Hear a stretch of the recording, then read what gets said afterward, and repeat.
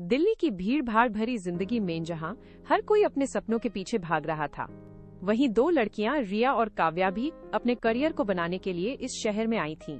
दोनों कॉलेज की दोस्त थीं और नौकरी लगने के बाद उन्होंने एक साथ रहने का फैसला किया। काफी तलाश के बाद उन्हें एक सस्ता और ठीक ठाक पीजी मिल गया। वो पीजी पुरानी दिल्ली की एक तंग गली में था। बाहर से देखने पर वो घर थोड़ा अजीब लगता था। दीवारों पर पपड़ी उखड़ी हुई खिड़कियां हमेशा बंद और दरवाजे के ऊपर एक काला धागा बंधा हुआ था। पीजी की मालकिन थी सरला आंटी। उम्र लगभग 55 साल, दुबली पतली, आंखें अंदर धसी हुई और हमेशा एक अजीब सी मुस्कान चेहरे पर रहती थी। पहले दिन जब रिया और काव्या वहां पहुंची, सरला आंटी ने उन्हें बड़े प्यार से अंदर बुलाया। आओ बेटा, तुम दोनों ही हो ना फोन पर बात करने वाली? जी आंटी, रिया ने मुस्कुराते हुए कहा। घर अंदर से और भी अजीब था। दीवारों पर पुराने भगवानों के चित्र थे, लेकिन कुछ जगहों पर काले रंग के निशान भी बने हुए थे, जैसे किसी ने जानबूझकर कुछ छिपाने की कोशिश की हो। कमरा ठीक ठाक था, इसलिए दोनों ने ज्यादा सोचा नहीं और वहीं रहने का फैसला कर लिया। अजीब शुरुआत। शुरू के कुछ दिन सब ठीक रहा, लेकिन धीरे धीरे चीजें बदलने लगीं। एक रात काव्या अचानक नींद से उठ गई। उसने देखा कि कमरे का दरवाजा थोड़ा खुला हुआ है। रिया, दरवाजा किसने खोला? उसने धीमे से पूछा।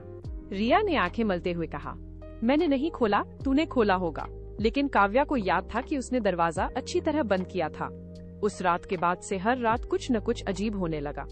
कभी खिड़की अपने आप खुल जाती, कभी कमरे में अगरबत्ती की तेज गंध फैल जाती, जबकि उन्होंने कोई अगरबत्ती नहीं जलाई होती। सरला आंटी का व्यवहार भी दिन ब दिन अजीब होता जा रहा था।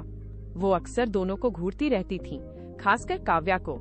जब भी काव्या सामने आती, आंटी उसकी आंखों में ऐसे देखती जैसे कुछ पढ़ने की कोशिश कर रही हो। एक दिन काव्या ने रिया से कहा, यार मुझे ये आंटी ठीक नहीं लगती, कुछ तो गड़बड़ है।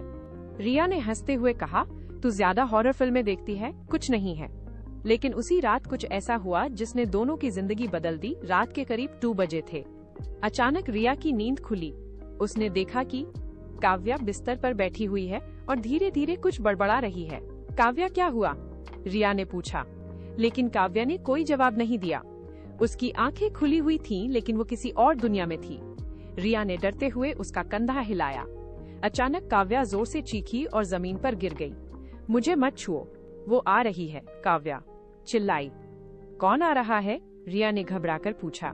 काव्या ने कांपते हुए कहा, सरला आंटी, वो मेरे सपने में थी। वो कुछ कर रही थी मेरे ऊपर। रहस्य गहराता गया।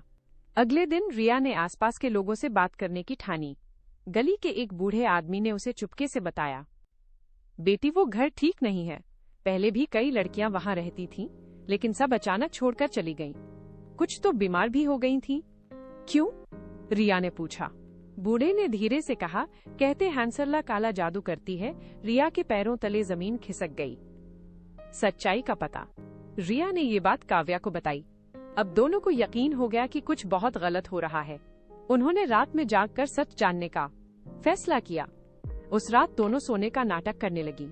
करीब 1 बजे उन्होंने धीरे धीरे कमरे का दरवाजा खुलते हुए देखा। सरला आंटी अंदर आईं। उनके हाथ में एक छोटी सी थाली थी, जिसमें कुछ लाल और काले रंग का पाउडर था। वो धीरे धीरे काव्या के पास आईं और कुछ मंत्र पढ़ने लगीं। और काली शक्ति, इस लड़की की आत्मा मेरी हो। रिया का दिल जोर जोर से धड़कने लगा। सरला आंटी ने काव्या के बालों का एक छोटा सा गुच्छा काटा और उसे थाली में रख लिया। भागने की कोशिश। अगली सुबह दोनों ने तुरंत वहां से निकलने का फैसला किया, लेकिन जब उन्होंने अपना सामान पैक करना शुरू किया तो उन्हें अजीब अजीब चीजें मिलने लगीं। उनके कपड़ों में बंधे काले धागे, बिस्तर के नीचे नींबू मिर्च और दीवार पर बने कुछ अजीब चिन्ह। काव्या की तबीयत अचानक बिगड़ने लगी। उसे चक्कर आने लगे और वो बार बार बेहोश हो रही थी। रिया ने हिम्मत करके सरला आंटी का सामना किया। आंटी, आप हमारे साथ ये सब क्यों कर रही हैं? रिया ने गुस्से में पूछा। सरला आंटी धीरे धीरे हंसने लगी। तुम लोग सोचती हो कि यहाँ ऐसे ही रह सकती हो? मुझे जवान लड़कियों की ऊर्जा चाहिए, तभी मैं जिंदा रह सकती हूँ। उनकी आंखें अचानक लाल हो गईं। काव्या अब मेरी है।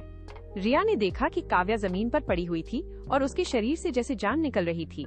रिया ने तुरंत अपने फोन से एक पंडित को कॉल किया, जिसका नंबर उसे उस बूढ़े आदमी ने दिया था। पंडित जी तुरंत आए और उन्होंने घर में हवन करना शुरू किया। सरला आंटी जोर जोर से चिल्लाने लगी, नहीं, तुम मेरा काम खराब नहीं कर सकते। कोट। हवन की आग तेज होती गई और अचानक सरला आंटी जमीन पर गिर गईं। उनका शरीर धीरे धीरे राख में बदलने लगा। काव्या धीरे धीरे होश में आई। दोनों ने तुरंत वो पीजी छोड़ दिया। कुछ दिनों बाद खबर आई कि उस घर को सील कर दिया गया है। लेकिन एक दिन रिया को एक अनजान नंबर से कॉल आया। फोन उठाते ही एक जानी पहचानी आवाज आई, तुम मुझसे बच नहीं सकती। रिया के हाथ से फोन गिर गया। खिड़की के बाहर अंधेरे में उसे एक परछाई दिखी। सरला आंटी वापस आ चुकी थी। समाप्त।